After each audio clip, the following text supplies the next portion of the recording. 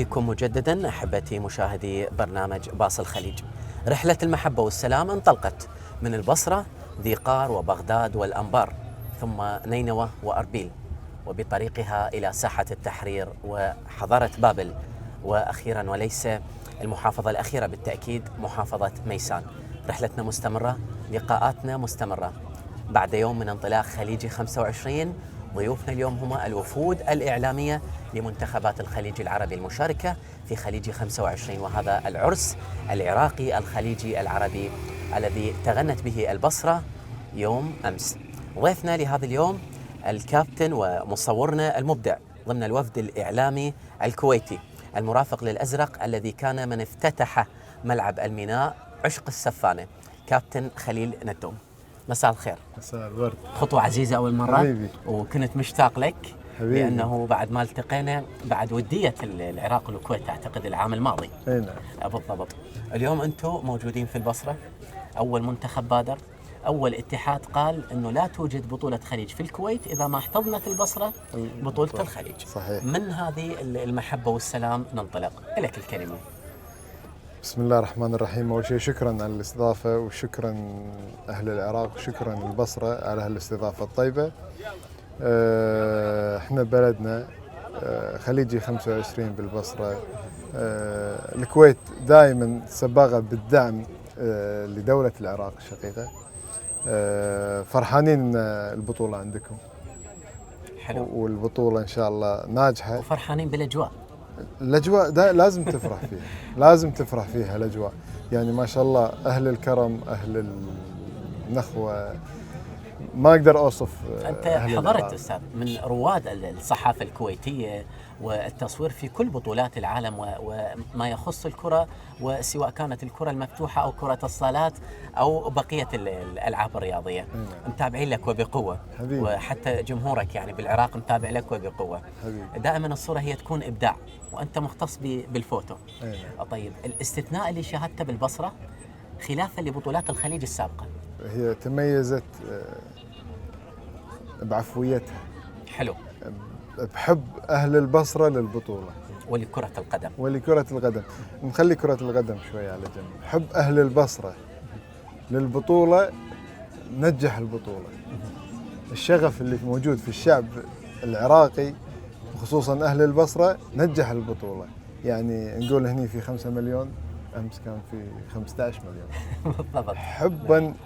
حبا بالبطولة غير ناهيك. يعني الشعب العراقي نفس الشعب الكويتي يحب كرة القدم. العدد، وأنا هو أتحدث عن المنافسة.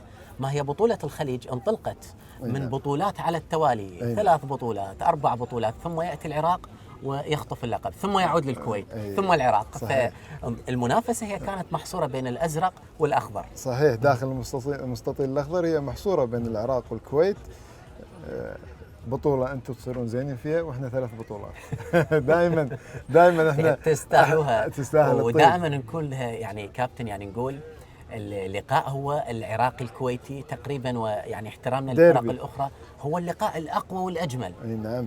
لما في وإثارة جدا جدا، ناهيك عن الحب. نعم. وليس فقط الإثارة والندية. نعم. بس إن من أقوى مباريات كأس الخليج هي مباريات العراق والكويت، سواء كانت بالعراق أو بالكويت أو بدولة أخرى، هي المباراة الأقوى. صحيح.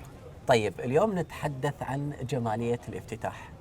من شاهد حضر الملعب أو شاهد بالتلفاز أو كيف أكيد أنت أمامك الآن صور من الافتتاح.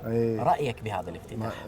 ما شهادتي مجروحة في هذا الافتتاح الجميل، الافتتاح المنظم، حفل الافتتاح المبهر اللي صار في افتتاح خليجي 25 بالبصرة. هنيئا لكم هذا الافتتاح الجميل. هنيئا لنا وجودكم بيناتنا واستمتاعكم، وإحنا بأي مكان نمشي بأي طريق تشوف حاليا مركبات دولة الكويت. فكل الأخوة هنا يعني قالوا إحنا بديرتنا، إحنا مو بالكويت، إحنا بالبصرة. صحيح. وهذه هي الحقيقة. فبصراحة كابتن، رسالة المحبة والسلام كباص الخليج انطلق.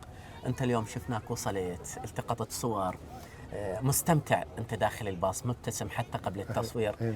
رأيك بالفكرة وبرحلة المحبة والسلام لباص الخليج؟ والله شوف، الفكرة جريئة صراحة. جريئة؟ جريئة. كيف؟ يعني احنا قاعدين باستديو باص متر بمتر نعم. ومرتاح امانه جدا مرتاح. ومكان الباص على الكورنيش وايد مكانه حلو. الطاقم اللي قاعد يشتغل جدا خدوم وما شاء الله محترفين ان شاء الله. توظيف الاحتراف بهذه الايقونه البصراويه جدا يعني استوديو مختلف جدا.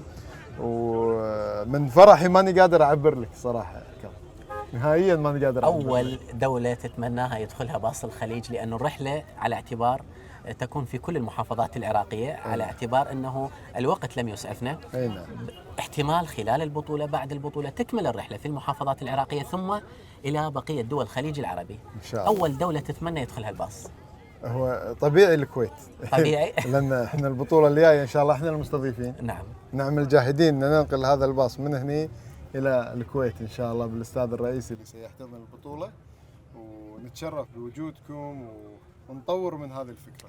تعتبرون بكلام السيد المخرج قائد الرحله السيد عصام جعفر بانه خليجي 26 هذه الايقونه الخاصه بخليجي 26 من البصره الى دوله الكويت الشقيقه؟ احنا ما رضينا ان تكون بطوله خليجي 25 غير بالعراق، وان شاء الله ما نرضى الا بعدها بالكويت. بالضبط. وما نرضى الا هالباص هذا ينتقل من البصره للكويت ان شاء الله. جايكم ان شاء الله استاذ خليل. انا حبيبي. اشكرك جزيل الشكر حبيبي. وشكرا لتواجدكم، وكانت هي اليوم مباراه اولى للمنتخب الكويتي مع العنابي. فاشكر تواجدكم وضايقت نفسكم، فيعني جدا جدا ممتنين لحضوركم. اول شيء انت شكرا، ثاني شيء الله يعطيكم الصحه والعافيه، واحنا سعيدين جدا بتواجدنا وياكم وتواجدنا بالبصره في خليجي 25. شكرا لك أركان، شكرا للجميع، شكرا للاستاذ عصام، الله يعطيكم الصحه والعافيه.